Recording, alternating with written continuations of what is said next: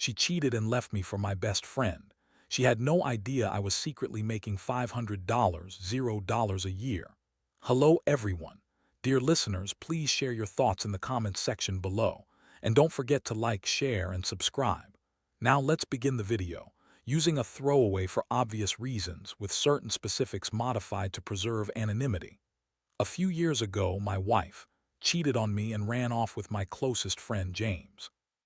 She had no idea I'd been secretly earning around $500,000 a year.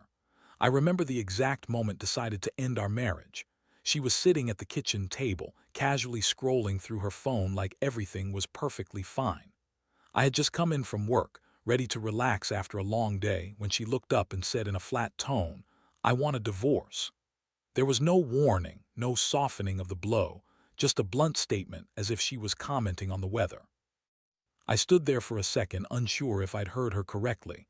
I asked, "Pardon?" With a calm voice despite the storm brewing inside me. She repeated herself, her tone implying I was slow for not catching on the first time. Instead of feeling angry or crushed, I was struck by her utter gall. After everything we'd been through, she just said divorce, crossing her arms as if it was as simple as choosing breakfast. That's when I realized it hit me hardest, the fact that she was throwing away everything because she believed she deserved more. She continued, "I can't keep living like this. I need someone who actually works, who contributes." "This isn't the life I signed up for," she snapped. I blinked, surprised she even said that. She never bothered to care about what I did for a living. I wanted to laugh, to call her out, but I kept my composure. For years, I had built my career from scratch, earning a six-figure income and setting us up for a future most people only dream about. She had never asked about my work, never showed the slightest interest in how I made my money. They just assumed I was barely scraping by. I leaned against the counter, studying her as she pretended to be so confident, so sure she was making the right choice. I said simply, "All right," and set my bag down. She looked at me, surprised. I repeated, "Yes, if you want a divorce, I won't stop you."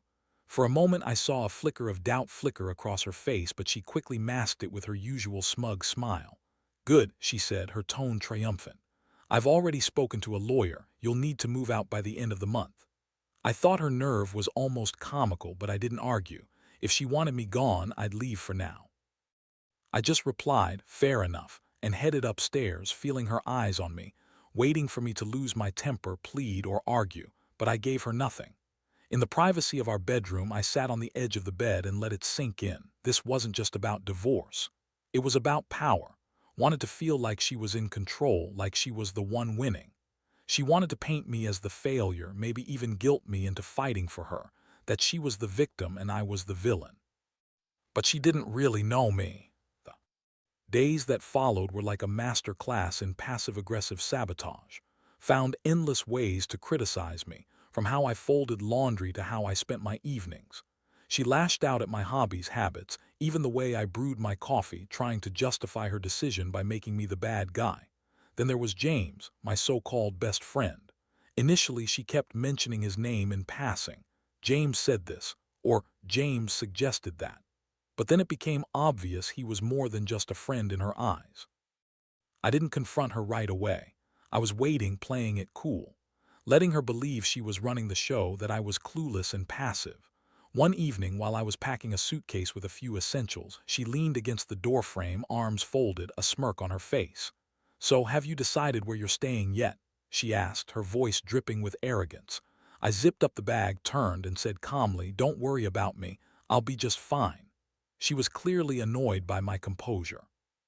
"Good, because James and I are planning a dinner party here next weekend," she announced, almost proud. "It'd be awkward if you were still hanging around. A dinner party in my house with my best friend." Her audacity was almost impressive. I shrugged. "Don't worry, I'll be gone way before then." As I strode past her, I caught a glimpse of her smug smile. She thought she'd won. She believed I was retreating in defeat. But what she didn't realize was that she just handed me the match. I was ready to light the fuse. If she wanted to burn everything down, I was going to let her. And then I'd sit back and watch the flames consume her and James both.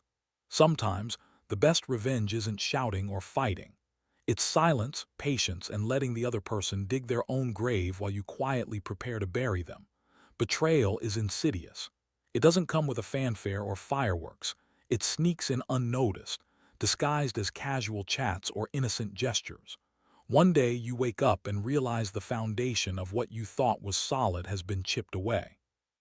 His request for a divorce was the first crack, but what followed was the gradual collapse of everything I believed about her and James. Yes, James. My so-called best friend. I should have seen it coming, but hindsight's a cruel teacher. At first, it was subtle. Started mentioning James's name more frequently, casually. James said this, or James recommended that. I nodded those days, not reading too much into it. After all, he was a close friend of ours. But then his name started slipping into our conversations more often, with an unnatural warmth that made my stomach twist. The first real warning came one Saturday afternoon. Had just returned from a brunch with James. She was laughing, cheeks flushed, a brightness I hadn't seen in years. Curious, I asked what was so funny, and she waved me off dismissively, saying, "Oh, it's just something James said. You wouldn't get it." It hit me then. I'd been on the outside of our marriage, watching it unravel. I started seeing more signs, texts exchanged with sly smiles, quick locks of her phone, dressing up more whenever she had plans with James. She insisted they were just friends or that I was overthinking. Overthinking, that's the favorite excuse of someone hiding guilt. I didn't confront her yet. What would have been the point? She'd deny everything. Spin a story making me look paranoid. So I played along, letting her think I was blind to what was happening right under my nose. The real shock came when James showed up unexpectedly at my house. I was in the middle of packing my stuff, everything she'd asked for, when the doorbell rang. There he was with his cocky grin, strolling in like he belonged. No invitation, just walking in like we were still friends. "My man," he said, acting like nothing was wrong, "how's it going?" I looked at him with cold patience, my jaw tight. "What do you want, James?" I asked calmly. He leaned against the wall, smirking. "Just checking in. Told me you're moving out, and I thought I'd ask if you need a hand."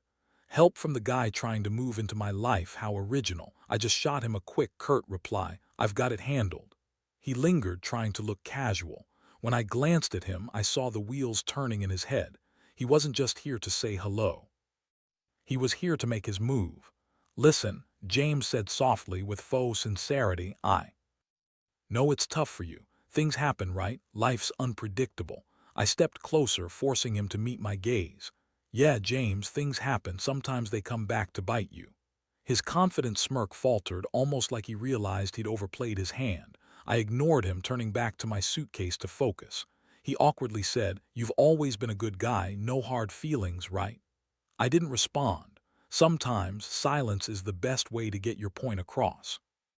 He hesitated, then muttered something about needing to get back to his errands before slipping out. Watching him leave, I knew everything I needed to know. James was struggling too, and shiny new life was built on hollow promises. Weeks later, her messages grew more frequent. At first, simple, just checking in texts or "hope you're doing well." But I knew she was fishing, testing if I'd help her, if I'd step back into her life. I responded sparingly, short, polite, and giving her nothing. Then came the real plea. "I know we've had our issues, but I could really use a friend right now." The irony, she discarded me like trash, yet now she wanted a lifeline. I didn't reply, not out of spite, but because I owed her nothing. She made her choices, and I was living with them, living a better life. While she and James flailed, I soared. Opportunities kept coming, my investments flourished. I was at peace, thriving without her. One day I got a message from a mutual friend. "Did you hear? Throwing a housewarming party. She and James are really embracing this new chapter." I just chuckled. Of course they were, was the type to need external validation, thriving on appearances. She didn't realize her charade was already crumbling beneath her. That night, as I looked over the city from my new apartment, I felt a deep sense of closure. Thought she'd won, but she had no idea what she truly lost. James, meanwhile, was about to find out there's a steep cost to taking what's not yours. I wasn't rushing revenge. I believed in patience. Karma loves silence. It waits, and it delivers judgment in its own time. Meanwhile, and James's kingdom of lies continued to unravel. They hosted more dinner parties, but attendance dwindled. Vacations went from frequent to non-existent. Photos of their perfect life looked forced every day. Rumors started circulating. Once flawless hair and designer clothes were now replaced with cheaper brands. James's flashy image faded. He was recycling outfits he'd worn only once. One day, a mutual friend called me with a laugh in her voice. "You won't believe it, and James are in real trouble. They're months behind on rent." I raised an eyebrow but wasn't surprised. She explained they'd been renting that house. She thought they owned it, and now they faced eviction. The fall was complete. Other whispers told me James lost his job, had traded a secure life for a showy, and it was crumbling fast. One evening I was sipping coffee and reading emails when I received a text from, "I really need to talk, it's important." I hesitated, then replied cautiously, asking if everything was okay.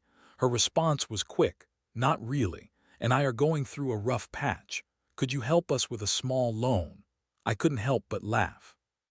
She left me humiliated and betrayed, flaunting her new love, and now she was begging for help. I told her I couldn't help. She tried again, insisting it was just a small favor, no big deal. I ignored her, knowing there was nothing left to say. A week later, I learned they'd been evicted.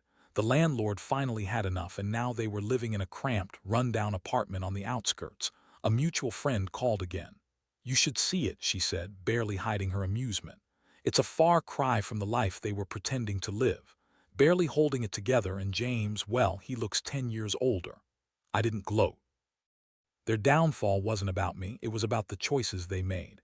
Had traded stability for illusion, and James had reaped what he sowed. Another chance encounter I ran into at the grocery store. She looked exhausted, her once perfect appearance replaced by frayed, cheap clothes, and when she saw me, she froze. She whispered, her voice unsteady. I kept my tone neutral. She opened her mouth but couldn't speak. Her confident, smug expression was gone. "I hope you're doing okay," I said softly. She nodded quickly, avoiding eye contact. "You too," she mumbled and pushed her cart down the aisle. As I watched her leave, a strange mixture of emotions washed over me, satisfaction, yes, but also a little pity. She made her choices, and now she was paying the price. The life she fought so hard to create had turned to ashes. As I walked out of the store, I realized something important. Sometimes karma doesn't need a push. It just needs time. I was already seeing the fruits of that patience. I knew things would come to a head eventually. Disbelieving, reckless people like in James struggle with consequences. Their carefully staged illusion begins to crack, and they lash out, looking for someone to blame or save. One morning, during a quiet moment in my office, my phone beeped, a call I didn't expect. It was, for a moment, I considered ignoring it, but curiosity won. I answered, keeping my voice calm. "Speaking." Her voice was tense, trembling. "We need to talk." I leaned back, wary. "About what?" She hesitated, searching for words, then blurted out, "And I are struggling. I was wondering if you could help with a little loan." I sighed, annoyed. "Really? After everything, you come back asking for money?" She pleaded, "Just this once, please." But I knew I owed her nothing. I told her she made her choice, left me, believed she was upgrading her life, and now she had to live with the consequences. I hung up. A week later, I got the news they'd been evicted.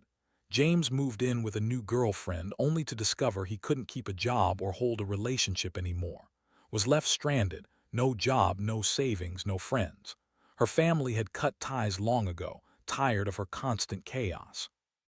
The life she'd fought Sunday tooth and nail for was ashes. And I didn't have to do a thing. Karma had already done its work. Watching them destroy themselves bit by bit was more satisfying than any revenge I could have cooked up. They thought they were clever, thought they could manipulate their way into happiness, but life has a way of humbling even the proudest. While they tore each other apart, I kept thriving. My career exploded, my investments grew. I was at peace, with a brighter future ahead. The best revenge. Living well, that's what I did.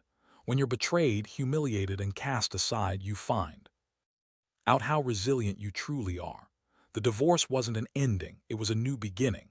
And James burned their bridge, and I started constructing a better one. After the split, I promised myself I wouldn't let their betrayal define me. Instead, I focused on rebuilding, on bettering myself, not in revenge, but for my own peace. I upgraded to a sleek penthouse downtown, floor-to-ceiling windows, a minimalist design, a stunning skyline view. It wasn't just a home, it was a symbol of my new life. My career flourished. I closed deals, got new contracts, and my income soared past $500, $0 annually. Opportunities kept coming, speaking engagements, partnerships, that all felt like quiet victories, proof that I was more than the man in James thought I was. I even reconnected with old friends, made new ones, found a sense of community I'd missed. I embraced life again, more nights out, travel, adventures. Deep inside, I learned to value myself, to realize I didn't need external validation. Therapy helped me process everything, the betrayal, the pain, the anger, and a mentor's words became my mantra. You're only responsible for how you respond. Meanwhile, I started a blog, stories of rebuilding, of turning pain into progress. It resonated with many, and gradually I became a symbol of resilience among old friends. Gossip about and James's downward spiral became commonplace, more debt, more drama, more regret. A mutual friend once told me, "You're so calm about all this. If it were me, I'd be furious." I shrugged. There's no point. They're living their karma. Watching their chaos unfold was almost poetic. Social media, once filled with glamorous pictures, faded. Her perfect hair and clothes gave way to cheaper brands. James's flashy outfits were replaced by old, recycled pieces. One day, I heard from another friend. Turns out they'd fallen behind on rent, facing eviction. They'd been renting that house, not owning it. Now they were scrambling, struggling, a stark contrast to their previous illusion of success. James eventually lost his job. With no income and mounting bills, was left to pick up the mess. Her calls grew desperate. She'd scream and cry, begging for help. I listened but said nothing. They made their choices, and now they had to live with them. When I told her I couldn't help, she hung up angry. James moved in with a new girlfriend, only to find she was just as unreliable, was completely on her own now, no savings, no family, no friends. The life she'd fought so hard for crumbled into dust. And I didn't need to lift a finger. Karma did the work for me. The best part, watching them drown in their own lies and arrogance. They thought they could manipulate their way into happiness, but life has its way of humbling the proud. In the end, I realized that sometimes the greatest victory is to simply move on quietly, confidently, knowing that I had reclaimed my life. The betrayal, the heartbreak, the anger, they all became fuel for something better. I was no longer just surviving, I was thriving. And James burned their bridge, unaware that I was already building a new one. I'd turned pain into power, and every step forward confirmed I was finally in control. This chapter with them was over. Now I was writing my story on my terms, exactly the way I wanted.